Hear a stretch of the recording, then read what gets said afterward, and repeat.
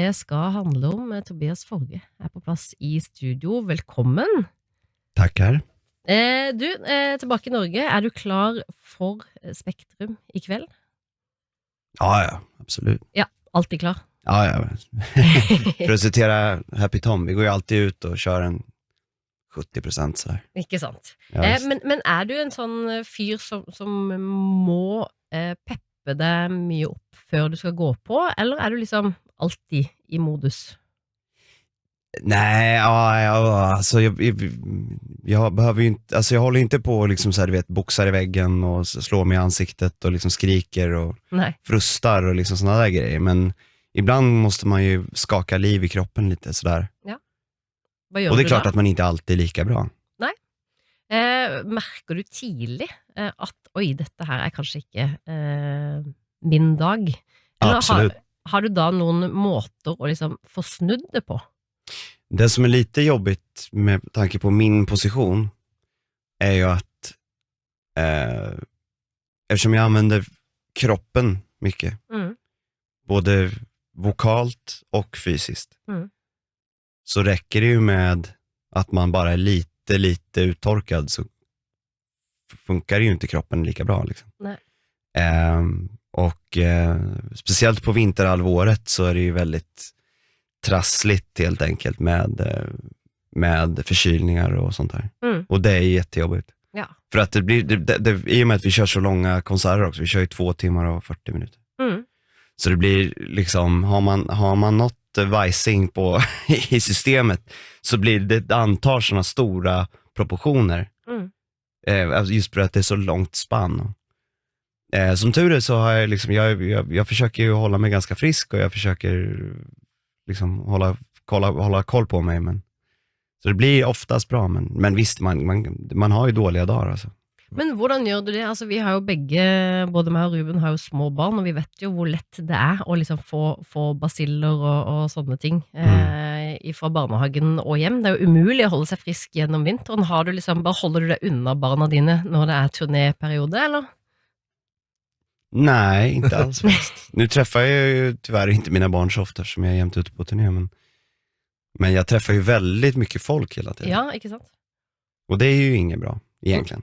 Går du runt med antibac kontinuerligt? Jag försöker göra det, men jag vet inte riktigt nu, just den här vintern har jag faktiskt haft väldigt tur och inte blivit sådär riktigt sjuk. Nej. Utan det har varit sådär, när man känner att om man gör så här, och så bara känner man att det händer någonting inne i ansiktet. Så där har jag haft ganska länge, och du vet att det är någon vajsing på halsen, men aldrig blivit riktigt sjuk. Vi har bara ställt in 2 spelningar i hela karriären. Ja, oj. Och då har jag tappat rösten helt. Ja, och då är det inte så mycket att göra. Nej, men då går det inte. Nej. Då går det liksom inte att köra. Och då är det klippt. Men annars har jag spelat med både influensa och förkylning och ryggskott och halvbrutet ben och liksom. Wow. Så att, the show must go on. Ja, verkligen. Jag tycker att det är viktigt. Men då får ju publiken leva med att ibland är man inte på topp. Alltså. Men hellre det än att ställa in liksom. Ja. Du är ju nu kardinal Copia på scenen i stedet för pappa emeritus, som många har sett det som tidigare. Påvirker det liksom hvordan du kan utfolde det der oppe? Er det gøyere nå, eller er det altså, hvordan føles denne karakteren i forhold til det som du har hatt tidligere? Allihop är ju egentligen någon form av stereotyp.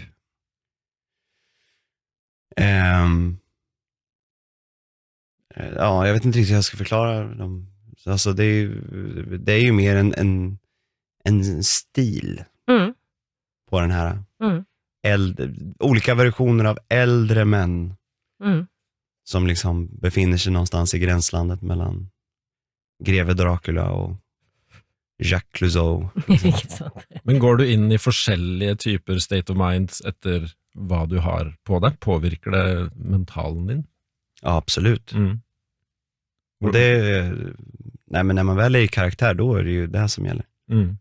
Jag blir jävligt störd alltså om jag jag kan inte, alltså för det första så pratar ju varken kardinalen eller pappa, ingen av dem pratar ju svenska liksom. De är inte svenskar. Vilket är väldigt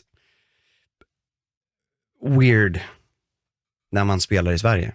Ja, inte sant. Men vi kör ju 98% av alla våra spelningar är ju inte i Sverige. Nej.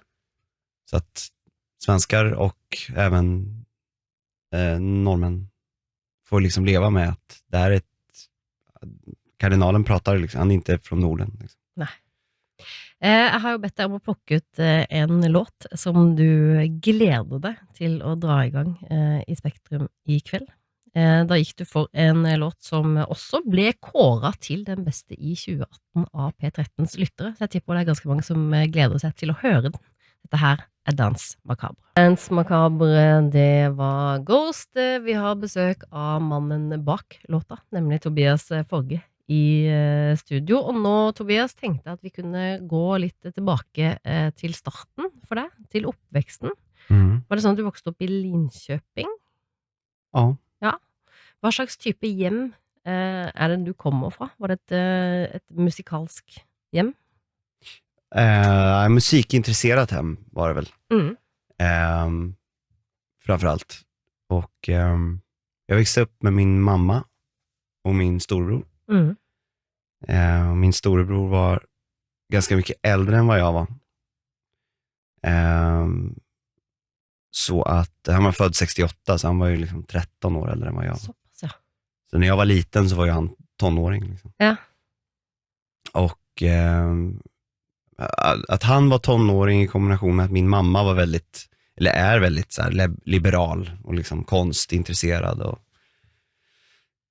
kulturell av sig, gjorde att det var väldigt influx av kultur hemma. Och ungdomskultur och finkultur så att säga. Eller och böcker, filmer, tv, radio liksom. Så att och det har ju påverkat mig enormt. Så vi kom inte från, vi är verkligen alltså arbetar medelklass typ. Så vi hade inte så mycket pengar, men vi hade väldigt mycket. Det var väldigt roligt tycker jag. Eller liksom, det var väldigt inspirerande, och mycket av det som jag håller på med idag det är ju saker som jag direkt kan koppla till min uppväxt. Apropos pengar, alltså i gamla dagar så var det ju inte nödvändigtvis så enkelt att skaffa sig massa musik som det är idag. Var du en sån irriterande lillebror som hela tiden prövade att låna av din storebrors platesamling? Ja, fast han var väldigt snäll mot mig. Så fick jag skivor av honom, några stycken. Mina första skivor var ju sånt som jag fick av honom. Men jag behövde jag hade ju kassettband. Så att han spelade jämt av grejer till mig. Så jag fick på kassettband. Tips, ja. Plus att på den tiden så vi saker på radio också och sådär, så att det hände hela tiden en massa saker. Det var inget, det kändes inte som att jag var på något sätt, det fanns liksom ingen restriktion att få höra det. Det var bara att man inte kunde det var inte bara click away liksom. Ja. Alltid, utan men det gjorde ju att man fick hushålla lite kanske. Vad var det storbror din hörde på? Han hade väldigt bred musiksmak. Så att liksom ena stunden, alltså hårdrocksband som jag vet att liksom alltid har varit närvarande hemma sådär. Det var ju liksom AC/DC, Rainbow, Motörhead och Black Sabbath, alltså sådana där saker. Men han lyssnade mycket på punk, Sex Pistols och Damned, och alltså alla sådana där saker. Och sen även väldigt mycket liksom kontemporär pop på den tiden. Liksom Kim Wilde, Eurythmics och ja. Så att det fanns liksom lite av varje. Och så min mamma är ju född på 40-talet. Så med henne så kom ju liksom hela 60-talet också. Så det var det inte hans musik så var det ju Beatles eller Janis Joplin och Jimi Hendrix och Doors och liksom allt sånt där. Så soundtracket till din barndom och uppväxt är väldigt varierat? Ja, allting är väl lite om rock. baserat, men jag gillade till exempel klassisk musik när jag var liten också. Och filmmusik var jag väldigt, vi såg mycket film hemma, så att liksom när min brorsa hyrde film, då tittade jag ju mycket, alltså jag tittade på det som visade, det som kom på tvn tittade jag ju på, och det kunde ju vara allting ifrån de älskande på Point Neuf till Scarface liksom, eller ja, det kunde vara vad som helst liksom. Jeg vet, jeg må plukke ut en låt som var viktig for deg. Da gikk du til 60-tallet og Pink Floyd. Hvorfor valgte du denne? Jag lyssnade väldigt mycket på, jag lyssnar fortfarande mycket på Pink Floyd, men jag lyssnade väldigt mycket på den första skivan som jag fick. Vi hade Pink Floyd-skivor hemma så här. Så jag lyssnade mycket på en, och det är, nu i efterhand så är det lite konstigt med tanke på att det inte är deras hittigaste skiva så här, som heter Umma Gumma. Som var liksom en live-skiva som egentligen är lite svårtuggad egentligen så. Men den tyckte jag väldigt mycket om, och sen så fick jag min första egna Pink Floyd-skiva som egentligen var en dubbelskiva som heter Nice Pair, som jag fick av mamma. Och det var A Saucer Full of Secrets och Piper at the Gates of Dawn. De första 2 plattorna liksom. Där de var som mest egentligen psykedeliska. Och det lyssnade jag på då jag började spela gitarr. Så mycket av liksom det som jag, på det sättet som jag skriver och på det sättet som jag tänker musik, är väldigt inspirerat av just hur Pink Floyd lät då. Och det hör man rätt mycket på en låt som heter Let There Be More Light. För där har du i princip starten på Con Clave Con Dio, som är första låten på första skivan. Det är egentligen taget ifrån den låten. En låt fra den aller første Pink Floyd-plata, som Tobias fra Ghost eide selv, og som altså direkte har påvirket gitarspillinga på den første låta på den første Ghost-plata, nemlig Let There Be More Light av Pink Floyd. Tobias er her fortsatt, og Tobias, altså det er jo helt åpenbart at Ghost har veldig dedikerte fans. Det merket vi jo da vi skulle kåre årets beste plate og årets beste låt før jul, for da var det altså vi ble bombardert av Ghost-fans som mente at ikke bare han da lagde årets beste plate i 2018, men også årets beste låt, eventuelt låter. Altså det var jo veldig vanskelig for dem å bestemme seg for om det var Dans Macabre eller Rats som var den aller beste. Og jeg lurer på hvordan det er for deg. Altså, møter du mye fans, og hvordan pleier de å møte deg? Jag träffar en hel del, men det beror nog på lite om det är mig de träffar eller om det är kardinalen de träffar. Ja, om du har på det liksom sminke och outfiten till han, eller om du möter det i civil. Ja, det är ju 2 helt olika personer du träffar då. De som träffar mig privat, jag vet inte vad en del uttrycker ju glädje, en del blir säkert kanske inte tycker att det är så kul, jag vet inte. Men du tror det är mer stas för de att möta dig som kardinalen? Ja, det brukar nog vara lite mer en upplevelse, tror jag. Ja.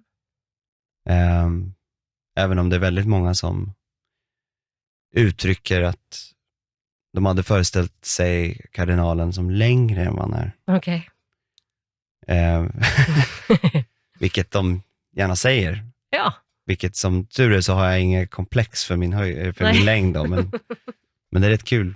Det är liksom en av de vanligaste kommentarerna. Men du ser ju kanske högre ut på scenen. Man gör ju ofta det. Ja, precis. Ja. Vad var frågan egentligen? Nej, jag lurer på hvordan disse møtene med fansen pleier å være. For det kan jo være vanskelig, i hvert fall å være en fan som skal møte et idol, fordi man har alltid en idé om at man skal si noen smarte ting, og si noen kule ting, og være imponerende på en eller annen måte, som man sjelden lykkes med å være. Og også for deg å være på andre siden av disse møtene, om det er noe som du syns er enkelt og lystbetont, eller er det bare en sånn del av jobben? Ja, alltså det som jag kan tycka är nog det som är svårast att hantera, även om jag har blivit van att göra det, det är att höra alla berättelser om människor som mår väldigt dåligt hela tiden.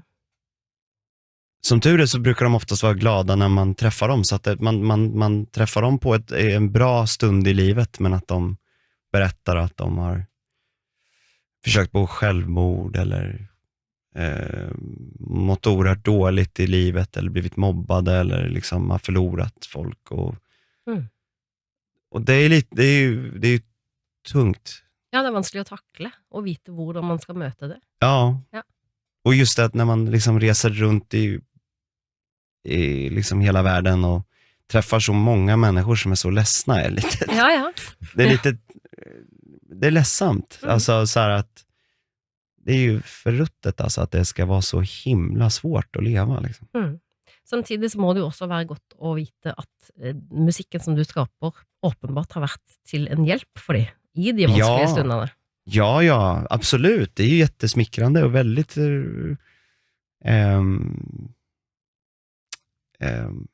betydelsefullt att om man själv kan göra någonting för att glädja andra, givetvis. Har du själv någon sådana bands upp igenom som du har varit speciellt stor fan av? Jag har haft så många olika favoritband och vi har dem ju fortfarande. Det är ju liksom mina liksom absolut första idoler var ju Kiss liksom. Men då var det liksom också en grupp med band som liksom kom ungefär samtidigt in i mitt liv, och det var ju de här stora chockrockbanden liksom årgång 83-84 med Mötley Crüe och Kiss och Twisted Sister var ju liksom stort. Och sen när jag var lite äldre så snöade jag totalt in på 60-talet. Alltså Pink Floyd och Doors och sånt där. Men då var mitt största favoritband var Rolling Stones. Ja. Har du någonsin mött någon av gutta i Rolling Stones? Nej, jag har inte gjort. Hade du klart att vara cool i en mötessituation med Mick Jagger eller Keith Richards? Det beror på lite. Jo. Jag brukar inte vara så här super starstruck så. Nej. Men det beror ju helt på vilket sammanhang och helt enkelt hur den personen är, och jag känner liksom en hel del människor som både har träffat och känner många av mina idoler liksom av den digniteten liksom. Och jag vet ju att vissa av dem är ju riktigt pirataktiga alltså. Och då kan det bli ganska konstiga möten när man liksom inte har så mycket att tillföra själv. Ja. Så jag vet inte liksom, jag menar jag har varit i samma rum som en del såna här stora. Jag liksom kommit in på en fest och så var liksom så här Neil Young och Willie Nelson och Paul McCartney där och sådär. Och liksom, alltså Paul McCartney som alltså, lika mycket som Rolling Stones har varit ett favoritband, så är givetvis Beatles ett jättefavoritband för mig. Men jag har liksom ingenting att säga till Paul McCartney. Nej. Vad ska jag säga till honom? Nej. You rock. Ja. I know. Liksom, så. Ja. Du har plockat ut en favorit Rolling Stones-låt. Let's spend the night together. Varför valde du den? För mig helt konsert utförandemässigt, så när jag var liten så jag har ju alltid närt en dröm om att liksom vara artist och stå på scen och sådär. Och förr i tiden så fanns det ju inte riktigt lika mycket dokumentation som det finns idag. Så när jag var liten så fanns det liksom, det var ju The Song Remains the Same och så fanns det ju liksom en handfull till, och en klassiker är ju filmen Let's Spend the Night Together, som är Rolling Stones live 81. Och det var det är en av mina absoluta favorit liksom konsertfilmer. Där har du Stones för mig. Alltså mitt favorit Stones är nog egentligen Stones 72. Då var de som snyggast, som coolast och hade som bäst repertoar. För på senare delen av 70-talet så har de ju släppt några skivor som inte är så jäkla roliga. Men 1982 så är de fortfarande prime. De är fortfarande snygga och coola och har massor med coola låtar och världens största scen. Den för mig är liksom i ett land som Sverige där man liksom är född in med americana. Liksom, vi är ju så amerikaniserade i Sverige med så mycket amerikansk kultur. Så är Let's Spend the Night Together är liksom som det är liksom hård koncentrat av den amerikanska drömmen rätt ner i mitt 5-åriga jag. Alltså. Det är underbart. Let's Spend the Night Together, det var The Rolling Stones. Mens vi hørte på den låta, satt vi og pratet med Tobias fra Ghost, som hadde plukket den ut, og du snakket jo da om at du, hvis du skulle ha møtt Keith Richards eller Mick Jagger, så ville du kanskje ha visst hva du skulle si til dem. Ja, nej, men där jag egentligen inte har så mycket att säga till Paul McCartney, för att han har redan hört allting, så tycker jag nog att det Mick Jagger och Keith Richards skulle få lite mera ros för, det är ju faktiskt sitt låtskrivande. De har ju alltid liksom deras persona och det var liksom vem de har varit i sängs med eller vad de har dragit upp i näsan har alltid varit liksom överskuggat egentligen den faktiska mängd av otroligt välskrivna låtar som de ändå har lyckats hosta ur sig liksom. Absolut. Och det tycker jag är nämnvärt. Liksom. Ja. Så definitivt. Og det er jo også imponerende at de fortsatt holder sammen, fortsatt går på scenen, fortsatt turnerer og fortsatt gir ut ny musikk. Hvor lenge tror du Ghost kan holde på? Ja, det går väl att göra så länge man kan stå upp. Ja. Egentligen. Men sen så får man väl se lite till vilken grad det är underhållande. Ja. Men å andra sidan så, eftersom det är ganska mycket bells and whistles som är liksom runt omkring, så kanske det funkar ganska bra som frontfigur i ett sånt sammanhang, att helt enkelt där man själv blir lite mer stillastående, så kanske man kan ha andra ting som är mera mobila och mer exciting liksom. Absolut. Så att med det sagt så går det väl att pusha det ganska lång tid, men det är lite svårt att tänka i de perspektiven. Jag har en 5-årsvision här just nu. Ja. Och det känns ganska vettigt. Sen tänka 25 år fram i tiden, då börjar det bli lite grumligt alltså. Men tänk dig hvor fete troner de kan lage i 2045. Ja, jo men det, man måste ju bygga därefter. Precis som man bygger ett hus som ska liksom vara i de materialen som är tänkt att stå länge, så måste man ju tänka med en karriär också. Att man måste ju försöka föreställa sig att det här kan vara bra att ha i framtiden. Absolut. Än så länge så är det Oslo Spektrum som står för tur i kväll.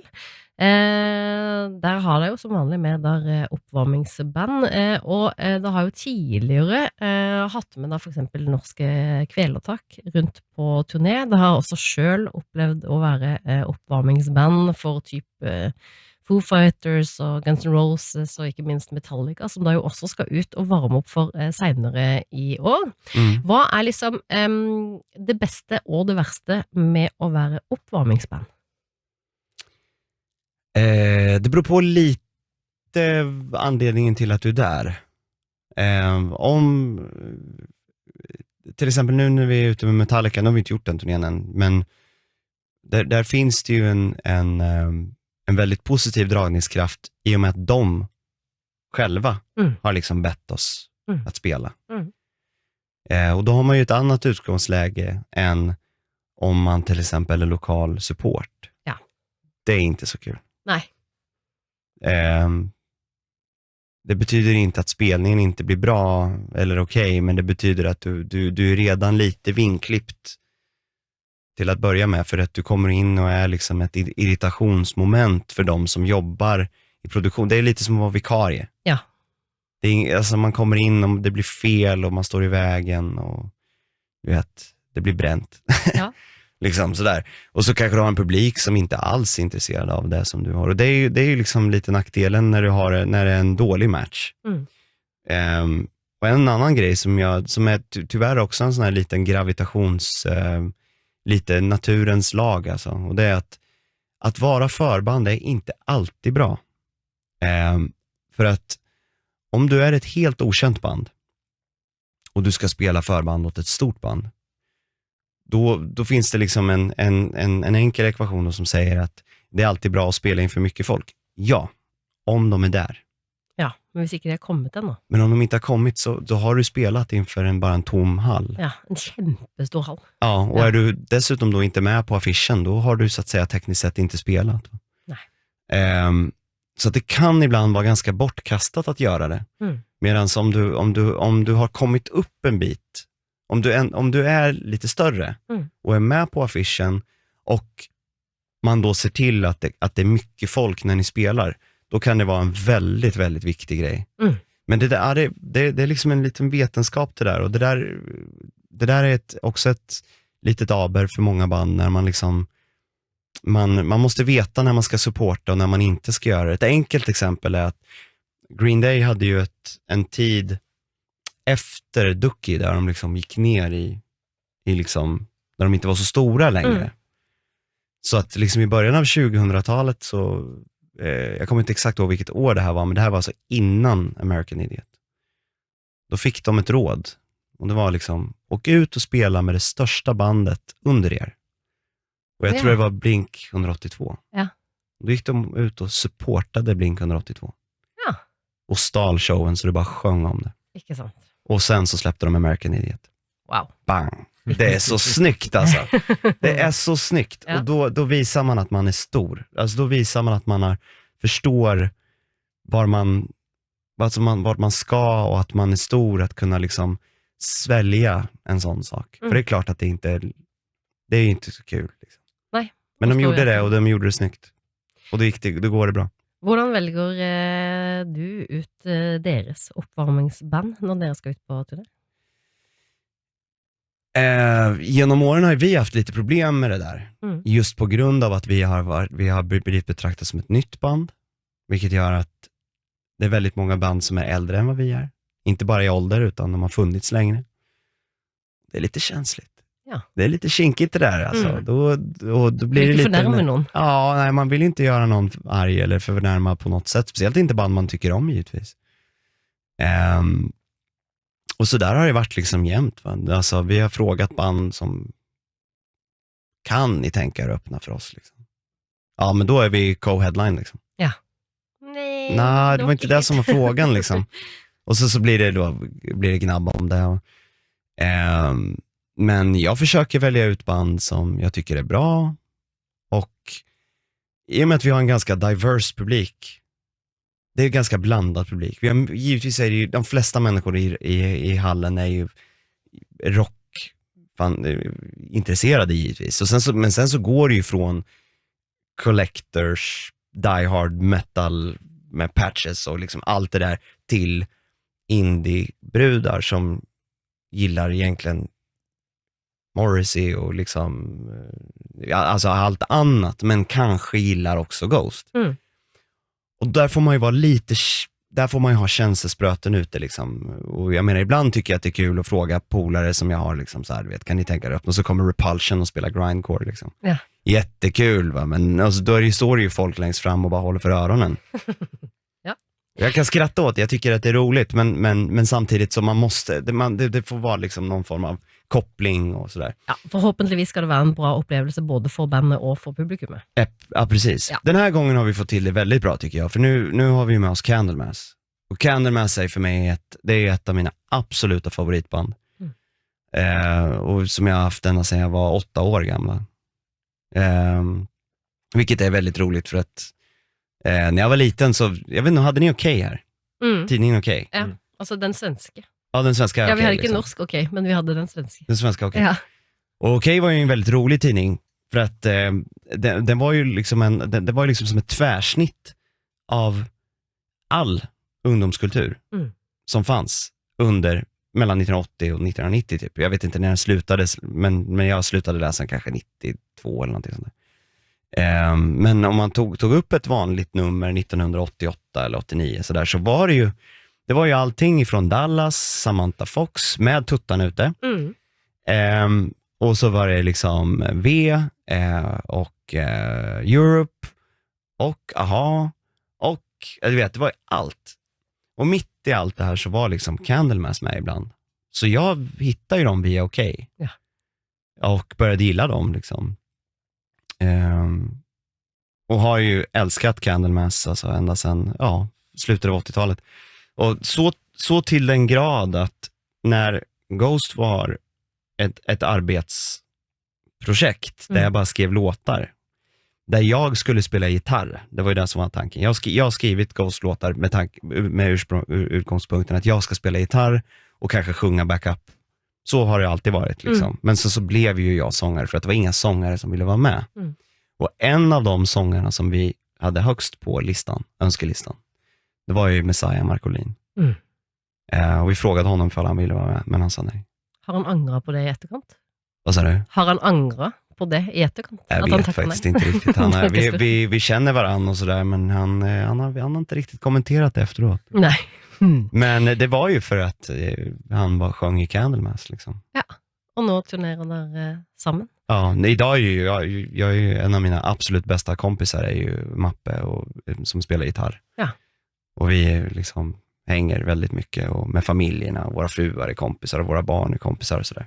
Så det, att ha med Candlemass nu känns ju extremt både ur ett vänskapligt och socialt perspektiv, men också för att Candlemass har varit en sån otroligt stor del av liksom min uppväxt och mitt sätt att skriva låtar och estetiskt också. De har ju alltid haft den här domedagsbibliska liksom tyngden.